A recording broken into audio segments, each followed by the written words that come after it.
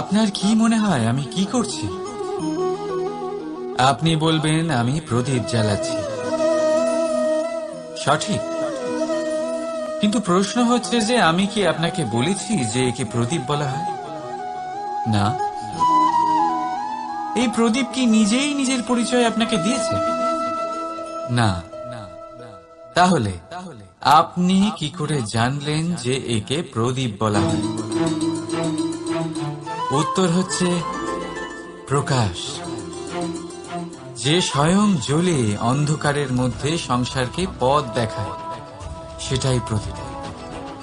যা নিরাশার মাঝে আশার আলো প্রদর্শন করে, সেটাই প্রদীপ। অপর দিকে আছে সাপ, যাকে না দেখেও তার ফনার আওয়াজ শুনেই লোকে ভয় পেয়ে যায়। তার মানে ব্যক্তির পরিচয় তার কর্মের দ্বারা পাওয়া যায়। তাই আপনার এটা বলার প্রয়োজন নেই যে আপনার পরিচয় কি। এটা আপনার কর্মই নিশ্চিত করবে যে লোকে আপনাকে প্রদীপ ভেবে ভালোবাসবে নাকি সাপ ভেবে ভীত হয়ে থাকবে। রাধা রাধা। আপনি কি ওই মাকড়সার জাল দেখতে পাচ্ছেন? মাকড়সারা ভীষণ পরিশ্রম করে এটা তৈরি করে। নিজের শরীরের রস দিয়ে এই জাল বনে। আপনি কি এটার উদ্দেশ্য জানেন? আসলে মাকড়সা এই জালে ছোট কীটপতঙ্গ ধরে তাদেরকে খাদ্যরূপে গ্রহণ করে। কিন্তু আপনি কি এই কথা জানেন যে একদিন মাকড়সা নিজেই নিজের জালে জড়িয়ে মৃত্যুবরণ করে থাকে? বলুন, কি করেন আপনি এই জাল দেখতে পেলে? দেখতে পেলেই মুছে ফেলেন এর অস্তিত্ব, তাই না? তেমনি অন্যদিকে পাখির বাসা। পাখিরাও ভীষণ পরিশ্রম করে এটা তৈরি করে। কিন্তু যদি পাখি একদিন এটা ছেড়ে চলে যায়, তাহলেও লোকে এটা নষ্ট করে দেয় না। কারণটা কি? এর কারণ হলো এর নির্মাণ জীবন সঞ্চারের জন্য করা হয়েছিল, নষ্ট করার জন্য নয়। তাই মনে রাখবেন, জীবনে আপনার পরিশ্রম যতই বেশি হোক না কেন, যদি আপনার লক্ষ্য শুভ না হয়, তাহলে আপনারও বিনাশ নিশ্চিত। তাই সৃজন করতেই থাকুন আর মুগ্ধ হয়ে বলুন রাধা রাধা। প্রকৃতি মানুষকে এক বিশেষ শক্তি দিয়েছে, অন্য জীবের থেকে বেশি শক্তি দিয়েছে। স্মরণ শক্তি। এই শক্তি মানুষকে অন্য জীবের থেকে ভিন্ন করে, ইতিহাস রচনা করার প্রেরণা দেয়, জ্ঞানকে বংশানুক্রমে এগিয়েও নিয়ে যায়। আর যারা ভুলে যান, অধিকাংশ সময় তারা উপহাস আর দয়ার পাত্র হয়ে যান। কিন্তু এটাই কি প্রকৃত রূপে সত্য? না। এই স্মরণ শক্তি মানুষের বিকাশের সব থেকে বড় বাধা হয়ে দাঁড়ায়। তার মনকে দূষিত করে দেয়। খারাপ অভিজ্ঞতা, কারোর করা বিশ্বাসঘাতকতা, কারোর কটাক্ষ বেশিরভাগ মানুষই ভুলতে পারেন না। আর তারপর প্রতিশোধ নিতে উদ্যত হন। প্রথমে সময় নষ্ট করেন প্রতিশোধের প্রস্তুতিতে, আর তারপর সময় নষ্ট করেন প্রতিশোধ নেওয়ার সুযোগ খুঁজতে। যদি সন্তুষ্টি পেতে চান, যদি জীবনে আনন্দ পেতে চান, তাহলে স্মরণ শক্তির সদ্ব্যবহার করুন। নিজের স্মরণ শক্তিকে চালনা করুন শুধুমাত্র ভালো কথা আর ভালো স্মৃতির দিকে। জীবনে আনন্দ পাবেন। রাধা রাধা। সময় কত বিচিত্র হয়। সময় আমাদের পক্ষে থাকলে আমরা নিজেদের রাজা মনে করে নিই, আর সেই সময় যদি বিপক্ষে চলে যায়, তাহলে নিঃস্ব হতে সময় লাগে না। তাই মানুষের একটা অভ্যেস আছে, খারাপ সময়ের জন্য কিছু সঞ্চয় করা। আত্মীয়, বন্ধু খারাপ সময় পাশ থেকে সরে যায়। যশ, মান প্রতিকূল সময় চিরস্থায়ী হয় না। তাই মানুষ মনে করে অর্থ সঞ্চয় করাই শ্রেয়। অর্থের কোনো হৃদয় নেই যা সময়ের সাথে পরিবর্তিত হবে। সংসার বলে সর্বদা অর্থ সঞ্চয় করতে থাকুন। খারাপ সময়ে অবশ্যই কাজে লাগবে, কিন্তু আমি বলবো শুভ কর্ম করতে থাকুন, আনন্দে থাকুন, নিজের ওপর আর ঈশ্বরের ওপরে বিশ্বাস রাখুন। খারাপ সময় কখনো আসবেই না। রাধা রাধা। মানুষ নিজের পরিবারের জন্য কত কিছুই না করে, দিন রাত পরিশ্রম করতে থাকে যাতে তার পরিবারের প্রয়োজন পূরণের জন্য অর্থ রোজগার করতে পারে। কিন্তু শুধু অর্থ রোজগার করাটাই কি যথেষ্ট? আপনি বলবেন হ্যাঁ, নিশ্চয়ই। অর্থ দিয়ে সব কিছু পাওয়া যায়, বিদ্যা পাওয়া যায়, বাড়ি পাওয়া যায়, ওষুধ পাওয়া যায়, আর কত কিছুই না পাওয়া যায়। এইসব একটা পর্যায় পর্যন্ত সঠিক, কিন্তু একটু মন দিয়ে ভেবে দেখুন, যখন কোনো শিশু অসুস্থ হয়ে পড়ে তখন সে ওই তিক্ত ওষুধ কেন খেয়ে নেয়? এই জন্য কারণ ওর পিতা সেই ওষুধ অর্থ দিয়ে কিনেছে? না, বরং এই জন্য কারণ তার পিতা যে তার সামনে দাঁড়িয়ে, তার উপরে তার বিশ্বাস আছে। বিশ্বাস আছে যে উনি তার কিচ্ছু হতে দেবেন না।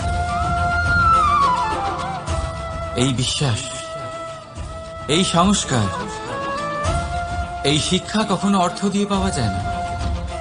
এটা পাওয়া যায় সেই সময় থেকে যা মাতা পিতা তাদের সন্তানের সাথে কাটিয়েছেন। তাই জীবনে অর্থ অবশ্যই উপার্জন করুন, কিন্তু নিজের পরিবারকেও সময় দিন, আনন্দ পাবে। রাধা রাধা। বিরোধিতা এমন এক শব্দ যা শুনে আমরা সবাই ভয় পেতে থাকি। যদি কেউ আমাদের বিরোধিতা করে তা আমাদের সহ্য হয় না। আমরাও কারোর বিরোধিতা করে কোনো শত্রুতা করতে চাই না। এই ধরনের ভাবনা আমাদের মনে আসতেই থাকে। কিন্তু বিরোধিতা, এই শব্দ আপনার শান্তির জন্য, আপনার সুখের জন্য কতটা গুরুত্বপূর্ণ তা আপনারা জানেন না। তাই যদি কাল এসে কেউ আপনার বিরোধিতা করে, তখন সবার আগে নিজেকে যাচাই করুন। আপনি কি ভুল করেছেন? আপনার দোষ কি? নিজের মধ্যে কি ত্রুটি আছে সেটা বোঝার চেষ্টা করুন, নিজেকে সংশোধন করার চেষ্টা করুন, তারপর দেখুন বিরোধিতার এই আগুন আপনাকে স্বর্ণ থেকে কুন্দন বানিয়ে তুলবে। বলা হয় এই সংসারে খারাপ বেড়েই চলেছে, কিন্তু তার কারণ এ নয় যে খারাপ মানুষ বেড়ে চলেছে।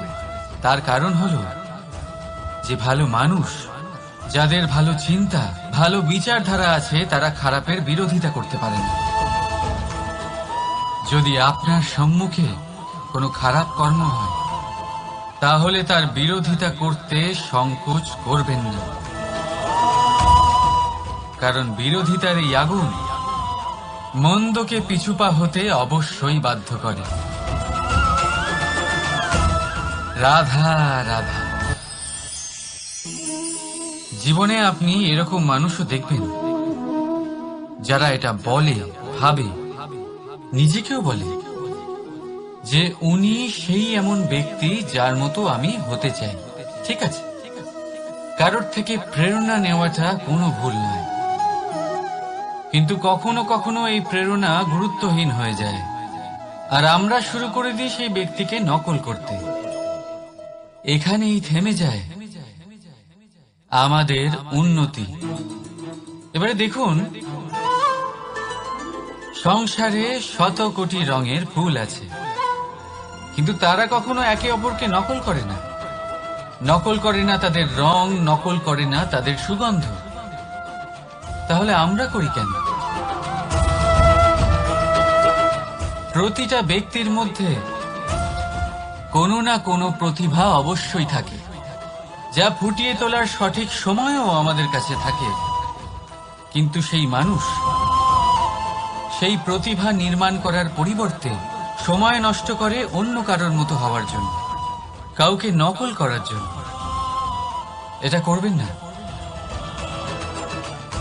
সময়কে ব্যবহার করুন নিজের অস্তিত্ব নির্মাণ করার জন্য, কারণ কারোর ছায়া হওয়ার থেকে ভালো আপনি কারোর জন্য প্রেরণা হয়ে উঠুন। রাধা রাধা। আমরা সকলে পাথুরে রাস্তা এড়িয়ে চলি, কারণ এই পথের পাথর আমাদের যাত্রা আরো কঠিন করে তোলে, আমাদের পা আহত করে দেয়। কিন্তু একটা গুরুত্বপূর্ণ কথা আমরা ভুলেই যাই, এই কঠিন পথই না শুধু আমাদেরকে নিজেদের দুর্বলতার সাথে পরিচয় করায়, বরং আমাদের শক্ত হওয়ার প্রেরণাও দিতে থাকে। সময়ের সাথে ঠিক এমনটাই হতে থাকে। সবাই ভালো সময়ের অপেক্ষা করতে থাকেন, ভালো সময়ের জন্য পরিশ্রম করেন, তার জন্যই চিন্তা করেন, কিন্তু ভুলে যান যে ভালো সময় বহুবার আমাদের বিবেক নষ্ট করে দেয়। সেখানেই খারাপ সময় আমাদের বুদ্ধিকে সঠিক পথে চালিত করে। রাধা রাধা। ঘোড়াকে যতই প্রশিক্ষণ প্রদান করুন, তার মুখে লাগাম তো পরাতেই হবে। একজন ভালো চালক সেই ঘোড়ার লাগাম মাঝে মাঝে টেনে ধরে, তাকে সঠিক পথে চালিত করতে, যাতে সেই ঘোড়া দিকভ্রান্ত না হয়। এবার একটু ভাবুন, ঠিক এরকমই হয় আমাদের মন। যদি এটা বিবেকের লাগাম দিয়ে মাঝে মাঝে আমরা টেনে না ধরি, তাহলে আমাদের এই মন দিকভ্রান্ত হতে পারে। আর যদি আপনি আপনার লক্ষ্যে পৌঁছতে চান, তখন মনের এই লাগাম মাঝে মাঝে আপনাকে অবশ্যই টেনে ধরতে হবে, কারণ বিবেকের এই পথ প্রদর্শনই আপনাকে ভালোভাবে আপনার লক্ষ্যে পৌঁছে দেবে।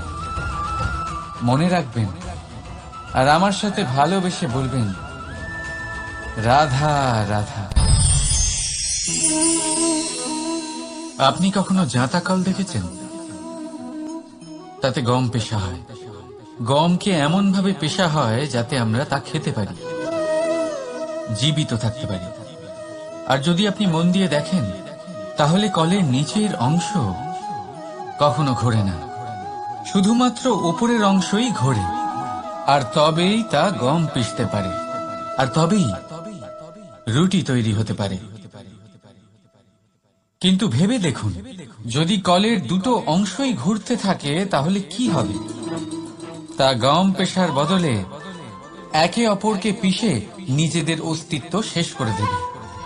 তাই জীবনে কোনো কাজ যখন মন আর মস্তিষ্ক মিশিয়ে করা হয়, তখনই তা সম্পন্ন হয়। কিন্তু যখন বিষয় হলো ভক্তির, তখন মস্তিষ্কের যুক্তির মৌন থাকা প্রয়োজন। আর যখন বিষয় হলো কর্ম আর ন্যায়, তখন মনের আবেগের মৌন থাকা প্রয়োজন। তাই মন আর মস্তিষ্কের এই সম্মিলনে সতর্ক থাকবেন। একসাথে অবশ্যই চলবে, কিন্তু একে অপরের বাধা যেন না হয়ে দাঁড়ায়। রাধা রাধা। আমি একটা এমন শব্দ যার অনেকগুলি মানে হয়, যার আসল অর্থ হল অহং। যদি আপনি কথা বলেন সৃষ্টির নির্মাণ নিয়ে, তাহলে আমি ব্রহ্মদেব হয়ে সৃষ্টির নির্মাণ করবে। যদি আপনি কথা বলেন প্রলয়ের, তাহলে সেই আমি মহাদেব হয়ে বিনাশ করবে। এই আমি সঙ্গতিপূর্ণ, কিন্তু শুধু ততক্ষণ যতক্ষণ আপনি এটা সবার সাথে ভাগ করছেন। কিন্তু আমরা বহুবার এর মানে বুঝতে পারি না। এই অহংকে সীমিত করে দিই একটা ব্যক্তি অবধি, শুধু নিজে। আর তখনই জেগে ওঠে অহংকার, যাতে প্রাধান্য পায় শুধুমাত্র আমি, আমরা নয়। আর একজন ব্যক্তি একা না উৎপাদন করতে পারে আর না করতে পারে সৃজন। এবারে দেখুন, বৃষ্টির এক ফোঁটা, তারও অস্তিত্ব আছে, কিন্তু তা ধরিত্রীতে পড়লেই সমাপ্ত হয়ে যায়। কিন্তু যখন ফোঁটাগুলি একসাথে পড়ে তখন শুরু হয় বর্ষা, আর তখনই তৈরি হয় ধারা। রাধা রাধা। বলুন, কি দেখতে পাচ্ছেন আপনি? আমার হাতের এই সাদা বস্ত্র, নাকি এতে লেগে থাকা এই কালো দাগ? এবারে সত্যি কথা বলতে কি, আপনার নজর সবার আগে এই কালো দাগের উপরে গেছে। ঠিক আছে, এমনই তো হয়। ভীষণ কম মানুষ থাকেন যারা ভাবেন কোনো ব্যক্তি ভীষণ পরিশ্রম করে এই বস্ত্র ধুয়েছেন, এটা শুকিয়েছেন। বেশিরভাগ মানুষের নজর যায় এই দাগের উপরে, ভাবেন যে এটা কি করে লাগলো। কিছুটা এরকমই হয় আমাদের ব্যক্তিত্বের সাথে। আমাদের শুভ কর্মের উপরে আমাদের একটা খারাপ কর্ম ভারী মনে হয়। এবারে ভাবুন, যদি আমি চন্দ্রের কথা বলি, তাহলে তার শীতল আলো দেখার পূর্বে তার কলঙ্ক লক্ষ্য করেন, সেই চাঁদে লেগে থাকা কালো দাগ দেখে নেন।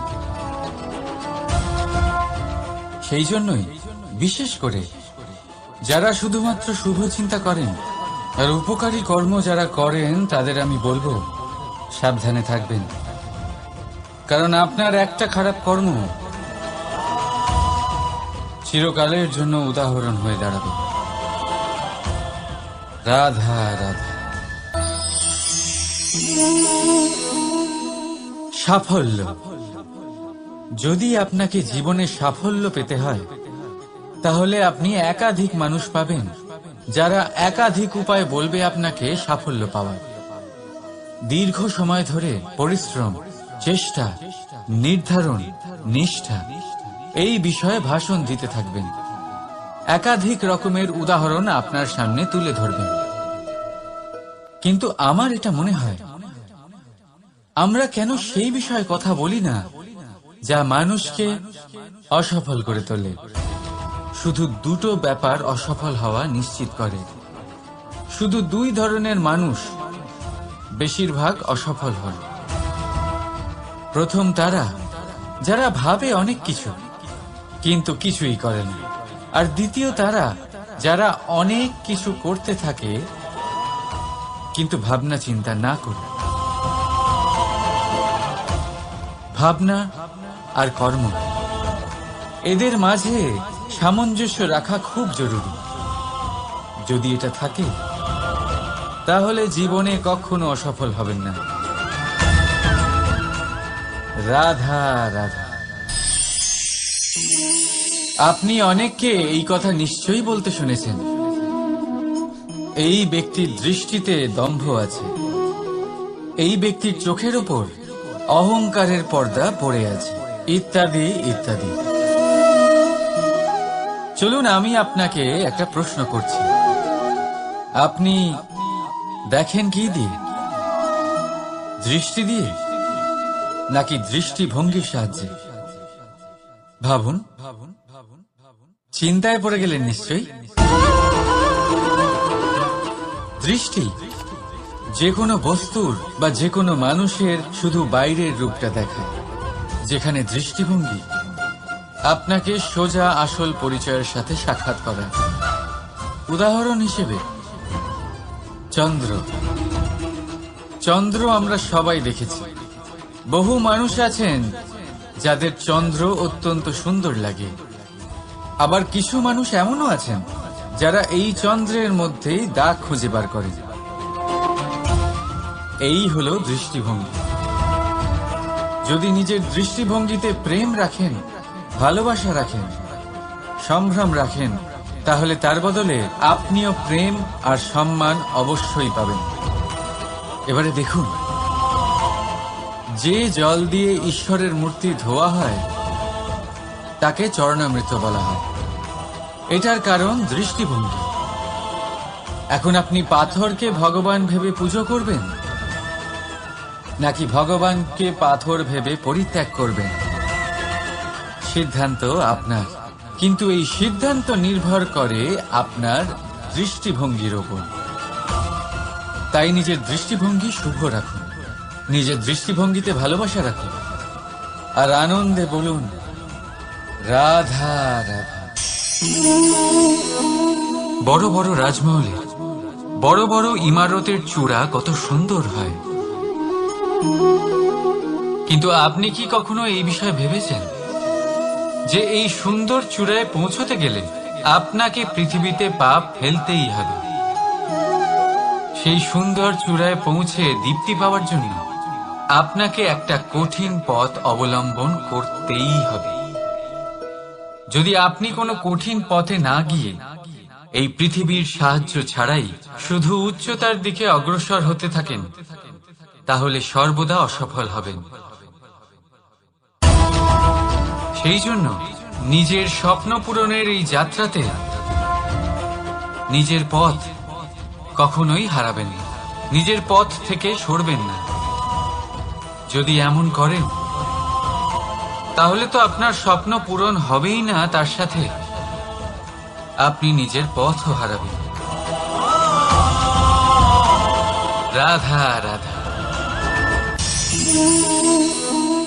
কৌতুক অর্থাৎ হাসি, এটা জীবনে কতটা গুরুত্বপূর্ণ। আমরা সর্বদাই হাসতে চাই, আমরা সর্বদা অন্যের মুখে এই হাসি দেখতে চাই। কিন্তু এই কৌতুক অনেক প্রকারের হয়, আর এই কৌতুকের ভিত্তি কি সেটাও খুব গুরুত্বপূর্ণ। কৌতুক কেবল তখনই পাবেন যখন তা শুদ্ধ মন থেকে আসবে। কৌতুক তখনই পাবেন যখন তা সামনের জন্য আর অপমানিত ব্যক্তির মন তিক্ত হয়ে থাকে। তাই মনে রাখবেন যে এই কৌতুক যেন কৌতুকই থাকে, তা উপহাস বা কটাক্ষ না হয়ে যায়। রাধা রাধা। মানুষ, এই শব্দের সূচনা হয় মন থেকে, আর সেই জন্যই হয়তো আমাদের এই মন এতটা গুরুত্বপূর্ণ। এবারে দেখুন না, আমাদের মনই সবকিছু চালনা করে।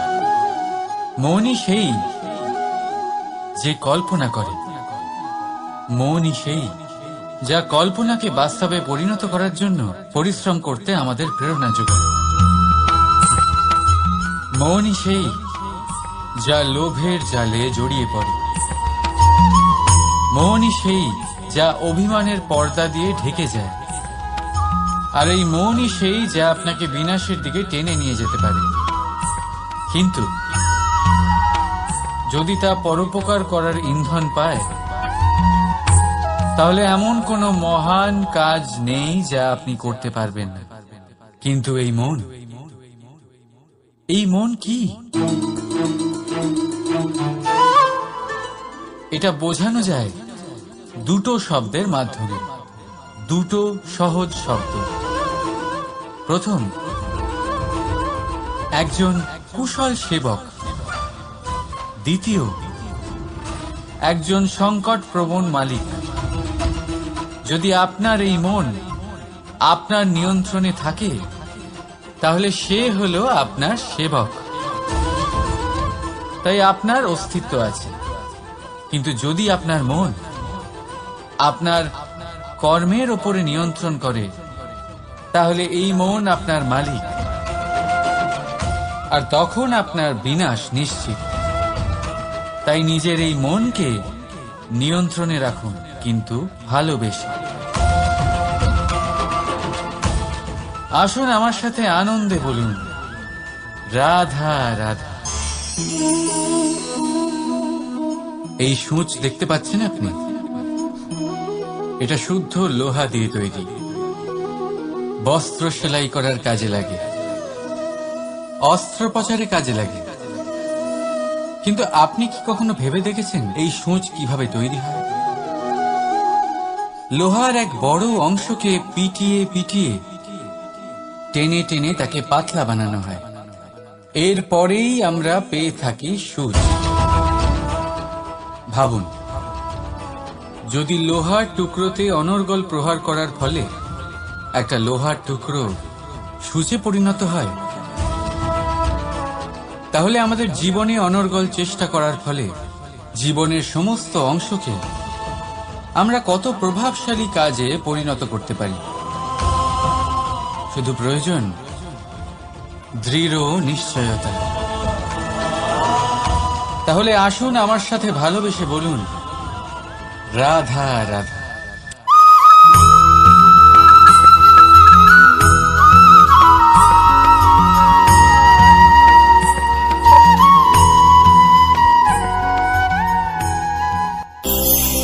পাপ এবং পুণ্য, এই দুই হলো সংসারের এমন দুই বিন্দু যাকে কেন্দ্র করে এই সংসারের চক্র ঘুরতে থাকে। আমরা যদি কোনো কর্ম বিচার করি, হয় পুণ্য নয় পাপের দৃষ্টিভঙ্গি দিয়ে, এটা হয় পুণ্য না হলে পাপ। কিন্তু এই পাপ এবং পুণ্য এই দুই নির্ভর করে প্রত্যেক মানুষের উপর, তার চিন্তাধারা, তার পরিস্থিতির উপর। ধরুন এমন একজন মানুষ যিনি অনেক দিন ধরে বনে পথ হারিয়েছেন, অনেকদিন হয়তো উনি কোনো খাবার খাননি। এবার এমন পরিস্থিতি চলে এসছে যে এবার যদি উনি খাবার না খান তাহলে হয়তো জীবিতই থাকবেন না। আর এমন অবস্থায় ওনার সামনে যদি কোনো প্রাণী আসে, তাহলে তাকে শিকার করা এটা কিন্তু তার কাছে পাপ নয়, এটা তো জীবিত থাকার একমাত্র উপায়। এটা তার কাছে পুণ্য সম। আর যদি আমি এমন একজন ব্যক্তির কথা বলি যিনি সরল, যিনি একটি সুখী, শান্ত, সুরক্ষিত জীবনযাপন করছেন, তার কাছে কিন্তু এটা পাপ। এইরকমই এই সংসারে ভিন্ন ভিন্ন পরিভাষা আছে পাপ এবং পুণ্যের। তার মধ্যে যদি আমি আপনাকে একটি সরল পরিভাষা দিই, সেটা হলো জীবনে যখনই কোনো কর্ম করবেন সেটা নিয়ে একটু ভেবে দেখুন যে এই যে কাজটা আমি করছি তার ফলে এই যে অন্য মানুষেরা আছেন এই সংসারে, তারা কি দুঃখ পাবেন? যদি তারা দুঃখ পান তাহলে সেটা পাপ। যদি আপনি এমন কোনো কর্ম করেন যার ফলে অন্যরা প্রসন্নতা লাভ করেন, তাদের মুখে হাসি ফুটে ওঠে, যদি তারা প্রেরিত হন, জীবনে সামনে এগোতে পারেন, তাদের বিকাশ হয়, তাহলে এটা হলো পুণ্য। তাই জীবনে সবসময় পুণ্য করতে থাকুন আর আমার সাথে ভালোবেসে বলুন, রাধা রাধা। বনস্পতি ফলনের জন্য আমাদের কিসের প্রয়োজন পড়ে?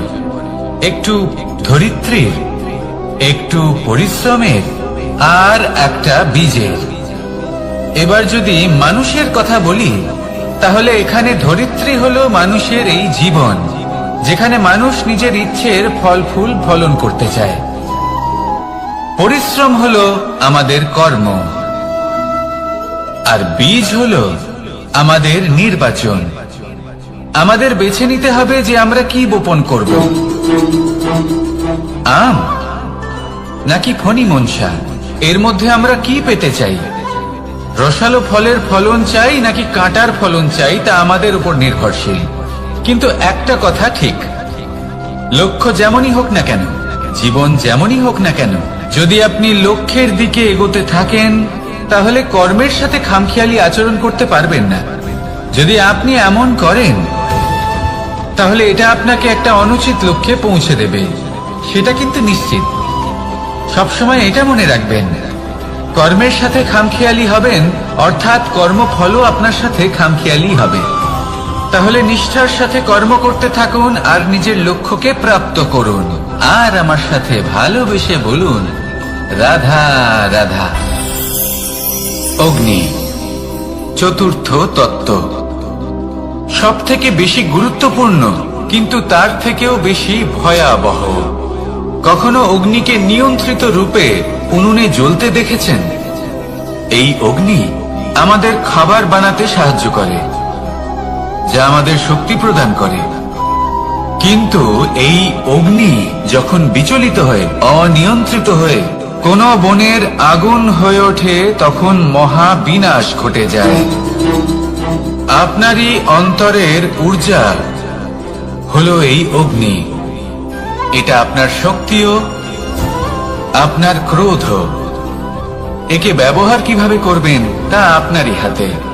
যদি কোনো ব্যক্তি নিজের অন্তরের এই ঊর্জাকে ব্যবহার করেন শক্তির রূপে, তাহলে সে বিকাশ ঘটাতে পারে, নির্মাণ ঘটাতে পারে।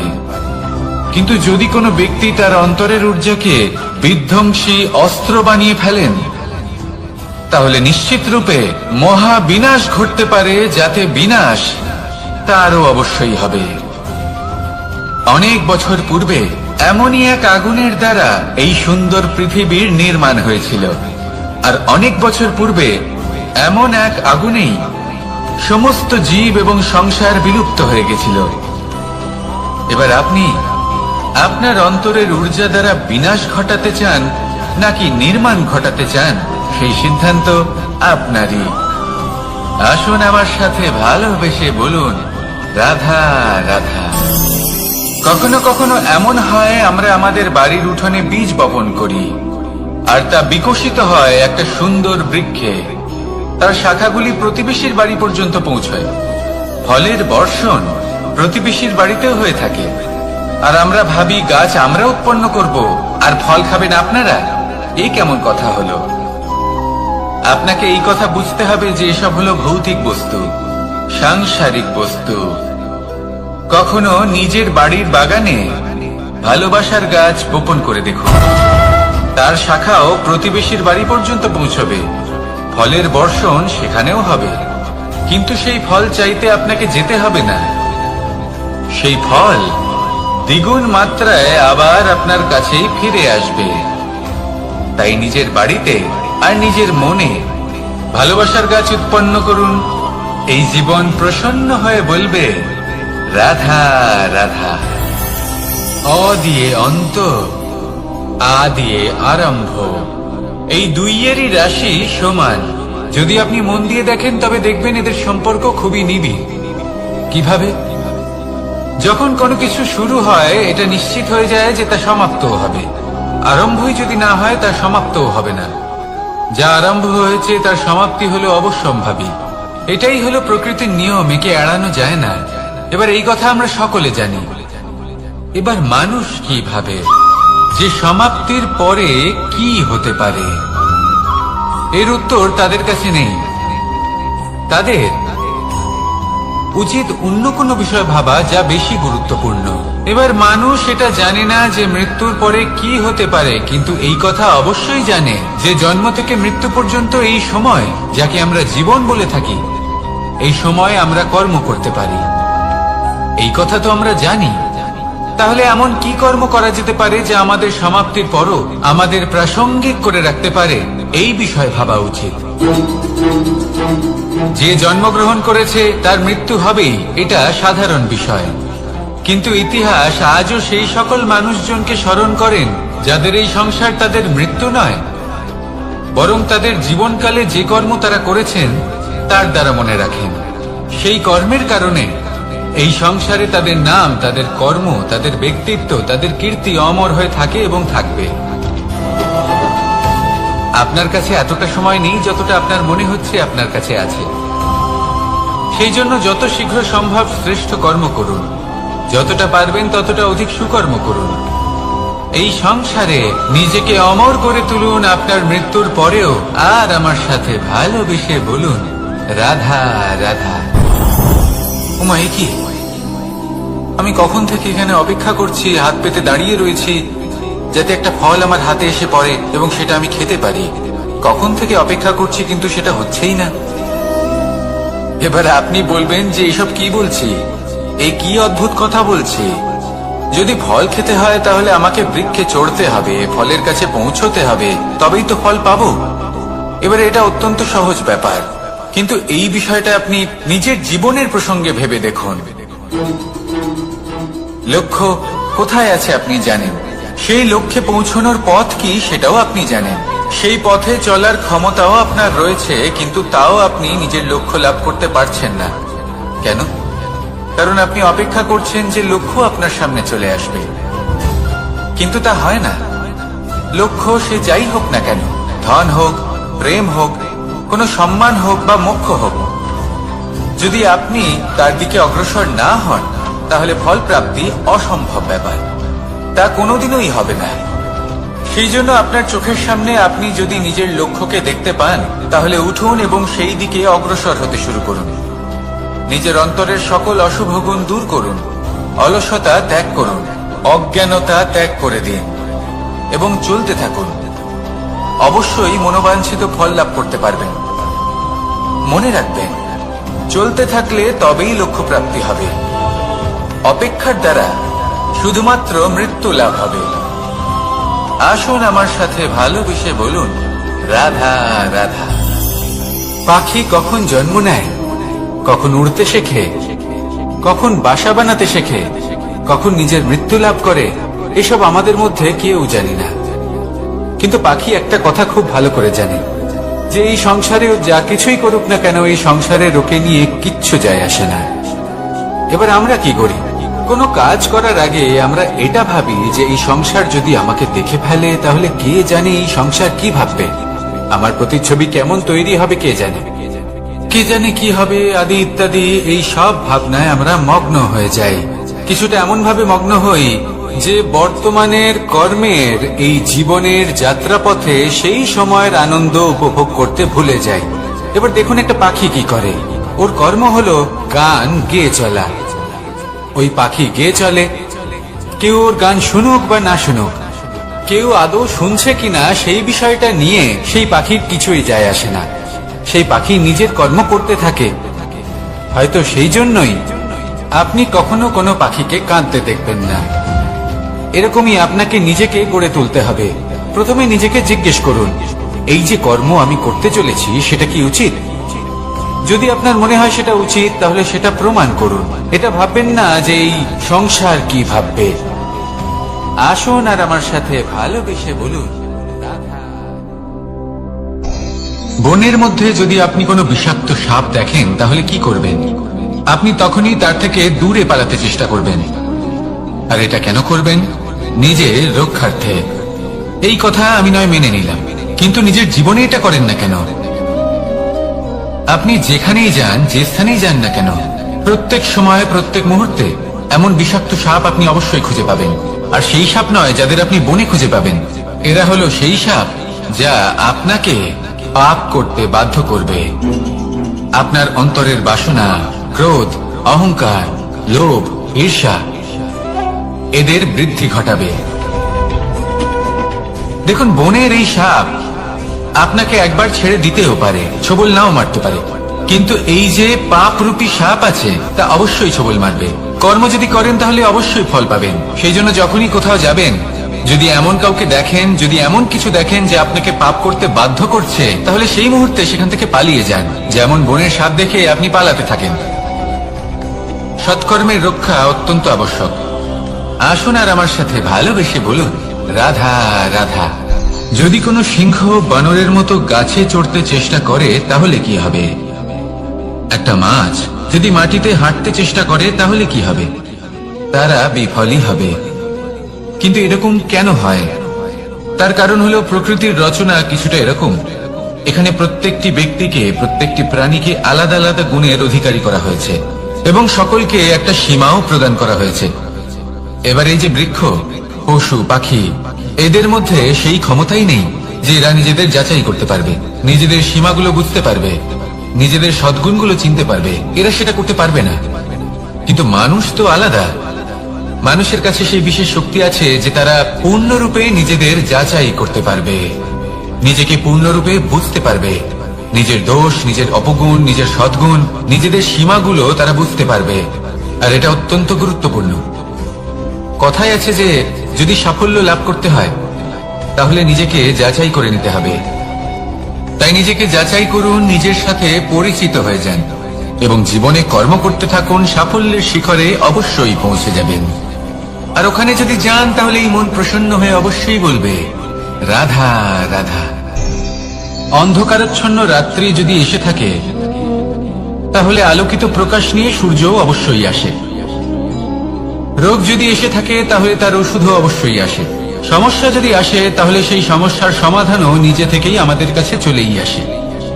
এই সংসার, এই জীবনের শুধুমাত্র একটাই নিয়ম আছে, আর তা হলো এটাই, এই সংসার হলো একটা চক্রের মতো। এতে শাশ্বত বলে কিছু নেই, নিত্য বলে কিছু নেই, আর যা কিছুই রয়েছে সব বদলাতে চলেছে। যদি আপনার জীবনে দুঃখ থাকে, সমস্যা থাকে, যদি আপনি বিপদ দ্বারা আচ্ছন্ন, তাহলে মনে রাখবেন সবকিছু বদলে যেতে চলেছে। দুঃখের সময় কাঁদবেন না, মনকে আরো দুঃখী করে তুলবেন না, কারণ এখানে যা কিছুই এসেছে তা যাওয়ার জন্যই এসেছে। তাহলে এত চিন্তা কিসের? আনন্দ সহকারে জীবন যাপন করুন, আর আমার সাথে ভালোবেসে বলুন রাধা রাধা। রাত্রিবেলায় যখন আলোকিত জোনাকিদের দেখেন, তখন মন প্রসন্ন হয়ে ওঠে। এদের দেখতে খুবই সুন্দর লাগে। আর এমন ঠিক কেন হয়? প্রথম হলো এটাই যে রাতের বেলায় চতুর্দিক অন্ধকারাচ্ছন্ন থাকে। এমত অবস্থায় যদি আমরা কোথাও একটু প্রকাশ দেখি, তাহলে সেটাই আশার কিরণের ন্যায় মনে হয়। সেই প্রকাশই আমাদের মন প্রসন্ন করে তোলে। আর সেই জন্য যে সকল মানুষ রাতের বেলায় কোনো জোনাকি দেখতে পান, তারা প্রসন্ন হয়ে যান। এবার কখনো কখনো জীবনে আমাদের মনে হয় যে চতুর্দিকে শুধুমাত্র অন্ধকারই হয়ে আছে, প্রত্যেকেরই তা কখনো মনে হয়। আর তখনই আমাদের নিরাশ হলে চলবে না, আমাদের দুঃখী হলে চলবে না। সেই সময় আমাদের খুঁজতে হবে নিজেদের আশেপাশে, চতুর্দিকে, আর কোথাও না কোথাও আমরা প্রকাশ অবশ্যই দেখতে পাবো, আশার একটা কিরণ অবশ্যই দেখতে পাবো। কেউ এমন একটা কর্ম করেন যেটা দেখে আমরা প্রেরিত হয়ে যাই, আর এমন কোন কর্ম যদি আপনারা করেন, তাহলে সেই কর্ম আপনার মনকে প্রসন্ন ভাব, আনন্দ এবং ভালোবাসা দ্বারা ভরিয়ে তুলবে। আপনার অন্তরে সেই অন্ধকারের অন্ত করবে, দুঃখেরও অন্ত করবে। আর এই মন প্রসন্ন ভাব নিয়ে বলবে রাধা রাধা। মনুষ্য জীবনের সব থেকে বেশি গুরুত্বপূর্ণ বিষয় হল মনের একাগ্রতা। এই সংসারের যে কটি মহান কার্য সম্পাদন হয়েছে, তা হলো মনের এই একাগ্রতার একমাত্র ফল। আপনি অবশ্যই দেখে থাকবেন, অনেক ছোট বড় নদী যা বয়ে চলে, তাদের সামনে একটা বাঁধ নির্মাণ করা হয় সেই সব নদীর জল সঞ্চয় করতে। বাঁধ হয়ে গেলে প্রয়োজন মতো বা মনের ইচ্ছে মতো তাকে ব্যবহার করা সম্ভব। এবার এটাই আমাদের মনের সাথেও সম্ভব। আমাদের মনের একাগ্রতা আজকের দিনে দাঁড়িয়ে বিভিন্ন ধরনের বিকার, ক্রীড়া এবং ভোগের মধ্যে ভাগ হয়ে গেছে। একে একত্রিত করতে হবে, একটা বাঁধ নির্মাণ করতে হবে, কর্মের বাঁধ। আপনাকে শুধু এটাই করতে হবে, যেটা উচিত কর্ম সেটাই করুন, যেটা অনুচিত কর্ম সেটা করা থেকে নিজেকে বিরত রাখুন। ব্যাস, এই কাজটাই আপনি করতে থাকুন, করতে থাকুন। মনের মধ্যে একাগ্রতার বাঁধ নির্মাণ করুন। আর একবার যদি তা নির্মাণ হয়ে যায়, তাহলে যখন চাইবেন, যেখানে চাইবেন, যতটা চাইবেন, একাগ্রতা প্রয়োগ করতে পারবেন। আর একবার যদি আপনি এটা শিখে যান, তাহলে এই সংসারকে বদলে ফেলার মতো কাজ আপনি করতে পারবেন, সমাজকে শুধরাবার মতো কাজ করতে পারবেন। তাহলে এই মনকে একাগ্র করুন, আর আমার সাথে ভালোবেসে বলুন রাধা রাধা।